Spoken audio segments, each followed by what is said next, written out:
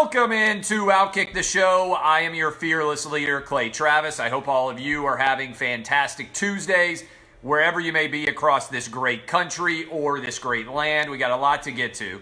Coronavirus continues to stalk the nation.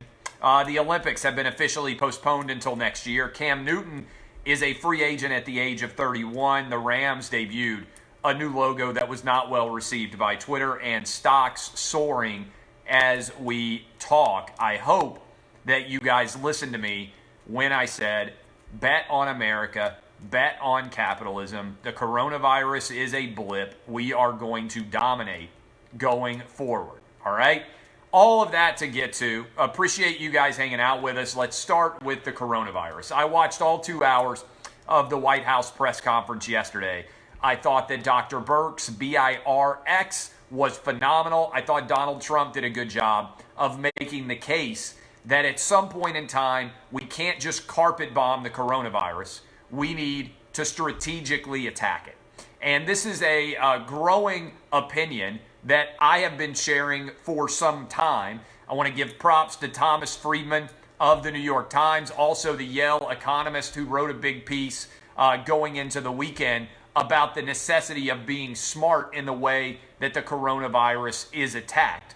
But I want to share data with you right now as we go into Tuesday afternoon. Right now, we have an outbreak that is almost exclusively in this country become centered around New York City. Washington is rapidly now getting better. At worst, they have flattened the curve. Things are not growing rapidly in California.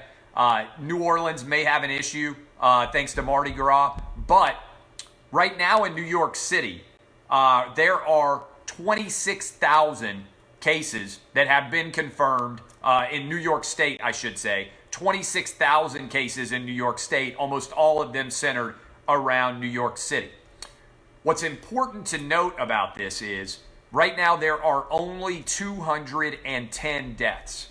This means that the New York City outbreak, which is the worst in the entire nation, right now has a 0.8 death rate. All right? 99.2% of all people that are getting sick in New York City are going to be fine. All right? Why is that significant?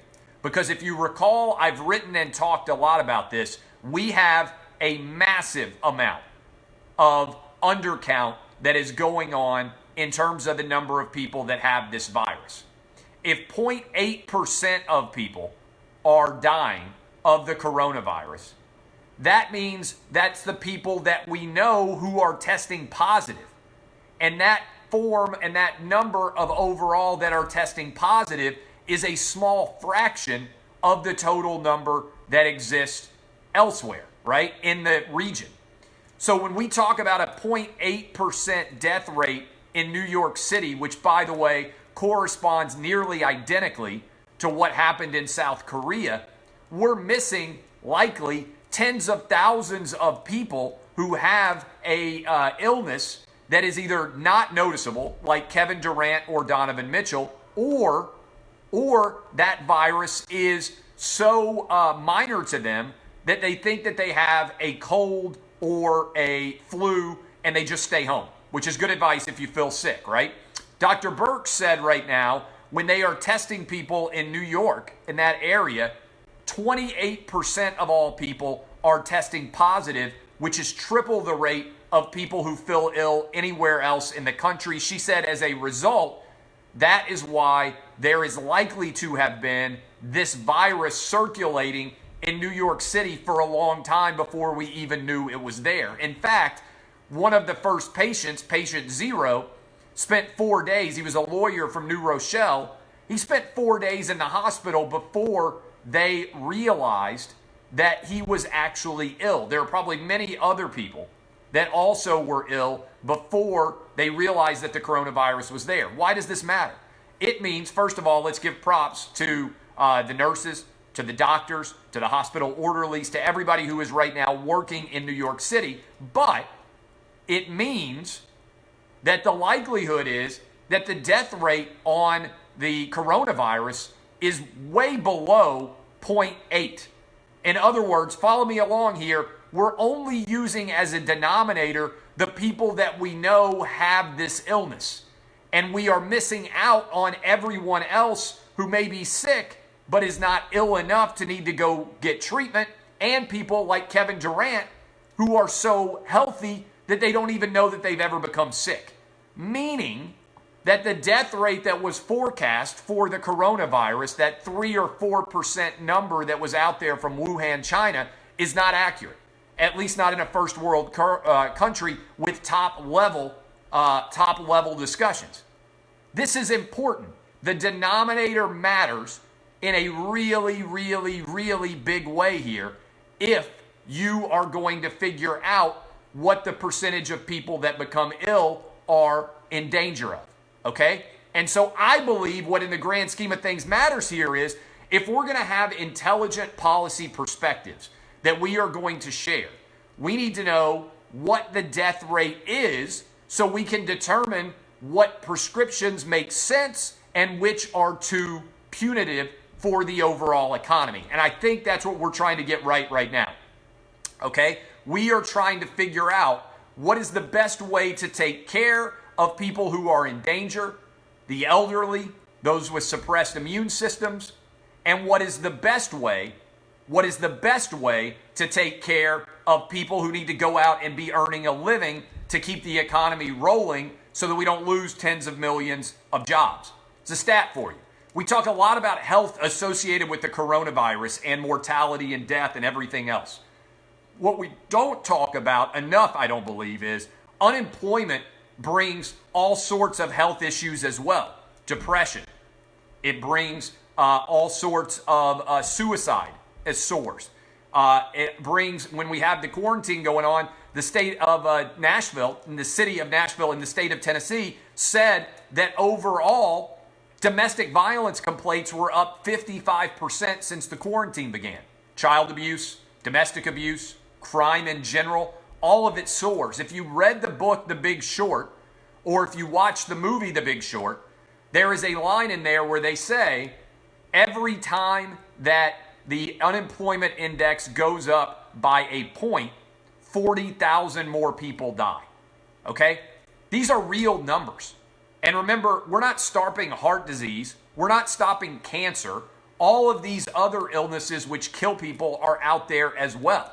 So we have to make the best decision for the largest number of people. That is why we need strategic strikes as opposed to trying to do what everybody else is arguing who wants to just shut down the entire country. I don't think that makes sense. I thought that Trump and Birx were both doing a fantastic job in the press conference yesterday. Okay? That makes a lot of sense. Also, a couple of other stats that are out there that I think are significant. No one under the age of 14 in the entire world has died of the coronavirus. According to Dr. Birx, one person who was 14, one person who was 15 in the entire world. All right? Almost nobody who is young is dying of this virus. She said 99% of all deaths in Italy are from people who are over the age of 50 and they have an average of 3 other illnesses that pre-existed the coronavirus. These are all very significant factors when we look at the appropriate response on behalf of the country to make the best possible decisions going forward. All right? So all of these are facts. The other thing I would tell you guys is think about who you're listening to. All right? Think about who has been telling you the right stories here, the correct facts, and who has been spreading doom and gloom. Donald Trump now is saying that he wants the country to be back working around the nation by Easter. Right now, that would mean 1 week, 2 weeks, 3 weeks, 4 weeks, a full month of potentially people restricting their movement. That seems to be April 12th, a decent target to me to try to get the country back on its feet, but also at the end of this 15 days, allowing people to look around and say, if they are mayors or if they are governors, what makes the most sense in my marketplace? We don't have to treat the entire nation the exact same after the first 2 weeks. That would be a full month. I can't imagine anything more needed than that. All right? So this is going to be easy to follow. This is not complicated. Don't allow yourself to be confused by other important details. I believe we have now tested more people for the coronavirus than any other country in the world. I think with the rate that we are now testing, 60, 70, 80,000 tests a day, I believe that we have now tested more people than any country in the world. And this is something that I think deserves credit. This is not Democrat, this is not Republican, this is not independent. All right? We have the ability to flip manufacturing switches and create industry, whether it's ventilators, whether it's masks, whatever it may need to be. We have the industrial capacity to do this at an incredibly high level. And it's interesting because right now I am reading this book, which is absolutely fantastic. I would encourage all of you to go buy it, read it. The Splendid and the Vile by Eric Larson.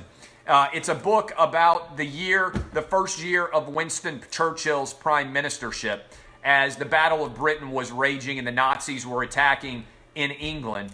And there's a lot of talk there about the industrialization of the war effort and the degree to which England had to flip the switch and start producing airplanes, tanks, all sorts of manufacturing. And as a result, we're seeing that on a much smaller scale in the United States. Most people, this is my advice in general, there's people who are out there like, hey, we need to not have the election in November or whatever. There's some people making that argument already. One of the big problems that exists in our country today is most people have no historical knowledge. We elected a president in 1864 in the middle of the Civil War. Abraham Lincoln ran against a former General McClellan, okay? In the middle of the Civil War. We elected a president in 1944 in the middle of World War II, all right? We had an election in 1918, a midtermer, during the middle of the pandemic flu that killed 650,000 people in this country. One thing I encourage all of you to do, read more history, because it will allow you to be calmer in the face of chaos. It is very rare as a country, or certainly in the world, that something occurs that has not occurred before. People panic, they run around like their head is on fire. If you have a better understanding of history, you will understand that we have been through far more difficult things than this which is going on right now. People are like, oh, how are we going to vote with the coronavirus? And I say, we voted for president during the Civil War. We trusted democratic institutions to decide who was the president during the Civil War. We voted in World War II while we were fighting the Nazis for someone to lead us, and we trusted the democratic process. We voted during the pandemic Spanish flu that killed 650,000 people. We can vote during the coronavirus, which I believe is going to be gone anyway by the time November gets here. But read history, learn from it. That's all I ask for at all. The Olympics have officially been postponed. The Olympics have been postponed for potentially another year. I don't think this is a bad idea. It's hard for the athletes to trade right now. It's hard for them to have understanding about when their competitions are going to be. Does it really matter that much whether they take place in 2020 in the summer or in 2021? I think that makes an awful lot of sense. I'll miss the Olympics this summer, but frankly, I think it's likely we're going to have so much going on. I think the NHL is going to be going on. I think the NBA is going to be going on. I think I think we're probably going to have Major League Baseball. There's going to be so much going on. We're not really going to have a summer break like we do in most years. I think all these sports are going to be rolling, and it's going to be up, and we're going to be ready for the Summer Olympics next year when it's a lot quieter. So I don't have a lot of doubt at all that that's the right decision. Cam Newton is now a free agent. Cam Newton is now officially a free agent. I want you to think about how wild the trajectory of Cam Newton's career has been. One of the best, some of you might argue the best, season in the history of college football. Wins a national championship for Auburn, wins the Heisman Trophy, 14-0, goes number 1 overall, rises up to the point where he is the MVP of the league, and he is in the Super Bowl out in San Francisco against Peyton Manning. And the expectation is his team is a 7-point favorite as a 17-1 team. And everybody is ready to argue Cam Newton is going to be the face of the NFL for years to come. He got destroyed by Von Miller. The Denver Broncos took over that game. They win the Super Bowl. And as a result, Cam Newton has never been the same player anymore. And right now, the Carolina Panthers couldn't even find anybody to trade for him. Unless the New England Patriots are interested, it doesn't seem like, to me, there is any team out there that is going to be ready for Cam. I think it's possible that Cam Newton sits around for a while and then maybe finds a team that has an injury like Jay Cutler did a few years ago and gets an opportunity to come in as a starter then. I don't see Cam as the kind of guy who's going to stand on the sideline and hold a clipboard. He believes that he is a much bigger star than that. He is only 31 years old. If he can't find a starting gig, it honestly wouldn't surprise me if he rides off into the sunset, Andrew Luck style, at the age of only 31. It's crazy. It's crazy how quickly all of that can unravel in the NFL. So just keep it in mind. Cam Newton was poised as the MVP of the league to be great forever, and then he managed to vanish relatively quickly. Now, I will say this. Even if Cam never plays again, I think he had a whale of a career. Couple of stats for you. Cam, in his 7 full seasons, started at least 14 games in all 7 of those initially to begin. Threw 18 touchdowns and 4 rushing touchdowns for 4 straight years. Only a handful of quarterbacks have ever done that. He was an absolute beast on the field. The problem is, I think all those hits added up for him. And this is the problem with being a quarterback, that if you take that many hits, over time, it adds up. The guys who have the greatest longevity, by and large, are pocket passers who run sparingly. Okay? So I think Cam Newton's career may well be over. I don't know who's going to make a move for him. I don't know who wants him to be a starter. That's going to be intriguing to find out. The Rams logo, by the way. The Rams logo is pretty fascinating. The NFL teams, the NBA teams, Major League Baseball, NHL, it doesn't matter at all out there what percentage of people see it. These logos all get slammed on social media. When was the last time you saw a logo, whether you love or hate it, that came out on social media and everybody was like, I love this, this is the greatest thing I've ever seen? It almost never happens unless a team goes back to the past and just goes full on old school. And that's actually what I would encourage the Tampa Bay Buccaneers to do. I'd take it back to the 80s and the early 90s and go all in on the Tampa Bay Buccaneers creamsicle look, which I think would be absolutely fantastic. Just take it back old school. Don't try to change anything. Instead of trying to come up with something new, go vintage. Vintage sells. People like vintage. I think the old school Bucks logo would be wildly more popular than trying to invent something brand new. But the Rams logo is just the latest dead on arrival logo. All right, gotta say, I hope some of you listened to me and bought stocks. I told you that there are relatively few opportunities when everybody loses their mind in the world of investing. And Warren Buffett has one of the great quotes of all time about this. Warren Buffett made a mint throughout his career, but in 2008, he made an absolute ton. And do you know how he made an absolute ton? By using this as his guiding ethos.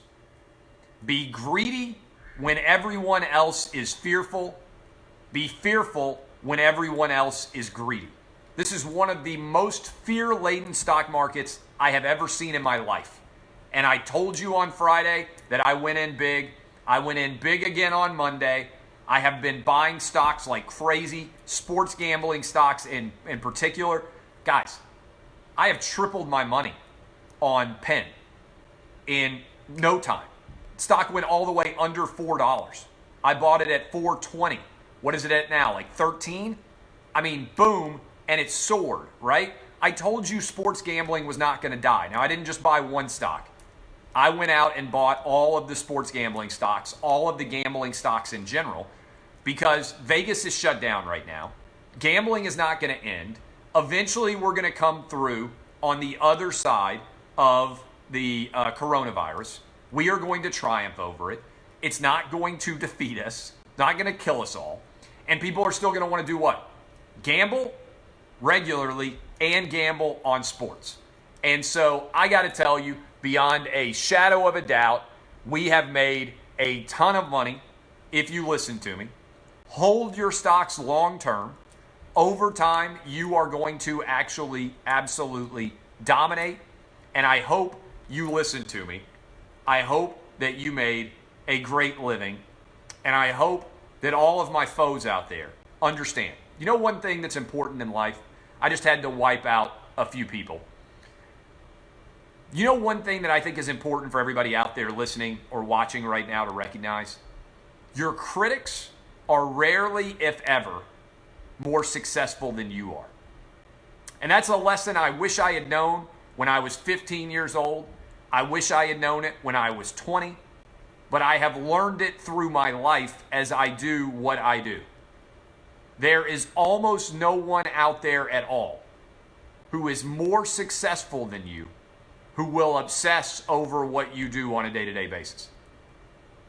People who are obsessed with you, and especially if they are haters, are almost always